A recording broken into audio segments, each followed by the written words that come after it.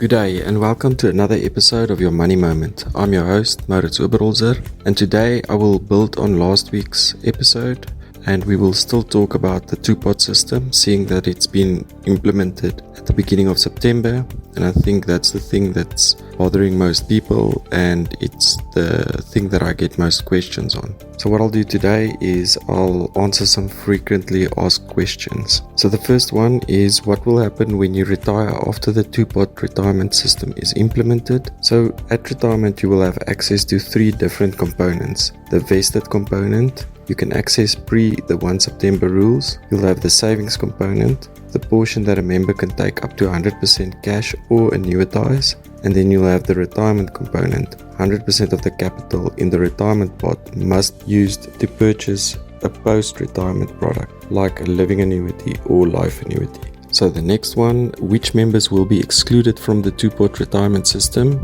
Firstly, pensioners will be excluded. Provident Fund members who were 55 and older on the 1st of March 2021, who are still in the original Provident Fund and who have not elected to be part of the two-pot retirement system. And then also Provident Preservation Fund members who were 55 and older on the 1st of March 2021 and who have not elected to be part of the two-pot retirement system. So the next question is, how will current accumulated retirement savings be impacted? So just a quick note here, I see a lot of people think that suddenly they're going to have access to all their retirement funds. That's not the case.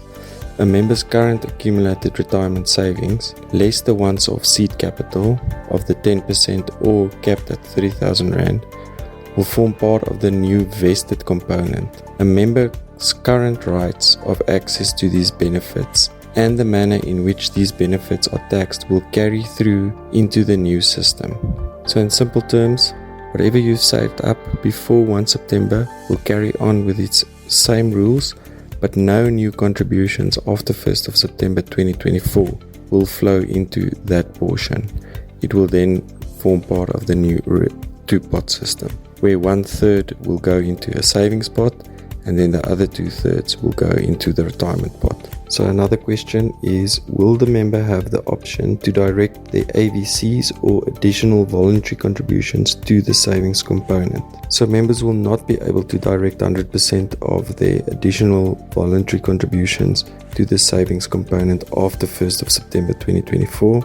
It will be split in the same way, namely 1/3 of the AVC will go into the savings component and the remaining 2/3 of the AVC will be made up into the retirement component. And then lastly, what pre-retirement withdrawal benefits will be accessible after the implementation of the two-pot retirement system on 1 September 2024. So the vested component, that's the part of everything you've saved before 1 September. So there, all the same rights of access to the benefits in this component they will have as they have currently.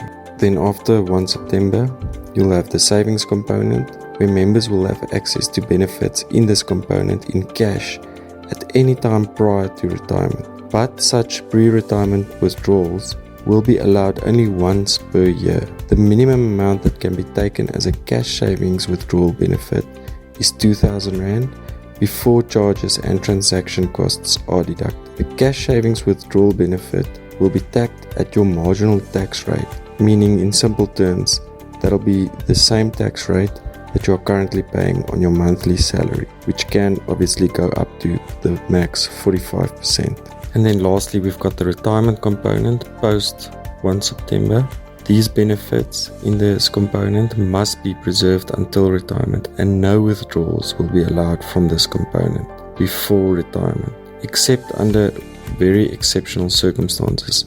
This component will only be accessible at retirement on the death of a member or prior to retirement if the member has formally immigrated or ceased their South African residency, tax residency for that matter, for a period of at least 3 years, or the member is a non-resident and their SA work or visitor visa has expired. So that's it for this week. I think there's a lot of information and I will carry on with some of these frequently asked questions next week, and hopefully I can answer all your questions. When you're navigating through life's big events, like buying a home, starting a family, or approaching retirement, you need sound and impartial financial advice. Mauritz Oberholzer, a financial advisor at Stonehouse Capital, specializes in personal financial planning. Visit mauritzoberholzer.co.za or call 082-774-1996. For practical and easy-to-understand advice and tips, don't miss your Money Moment with Mauritz Oberholzer, Thursday mornings at 10 on E-Radio.